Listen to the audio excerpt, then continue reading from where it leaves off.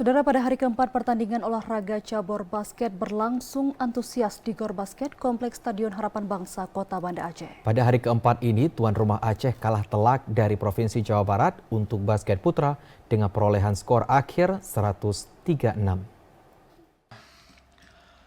Hari keempat pertandingan cabang olahraga basket berlangsung antusias di Gor Basket Kompleks Stadion Harapan Bangsa, Kota Banda Aceh.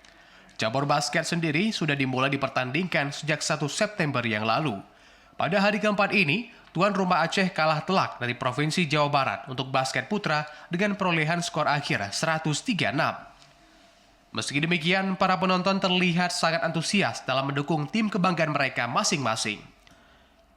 Hingga saat ini di babak penyelisihan terdapat 6 tim yang bertanding setiap harinya dan basket menggunakan sistem gugur di mana yang menang akan melanjutkan pertandingan hingga menuju ke babak final yang ditentukan pada hari Minggu 8 September mendatang. Sementara tim yang menang akan bertanding kembali pada babak final Selasa 10 September mendatang di Gor Basket Kompleks Stadion Harapan Bangsa. Dari informasi yang diterima oleh tim TVRI Aceh di lapangan, penggalongan medali juga akan dilaksanakan pada hari Selasa 10 September mendatang. Tim Liputan TVRI Aceh melaporkan.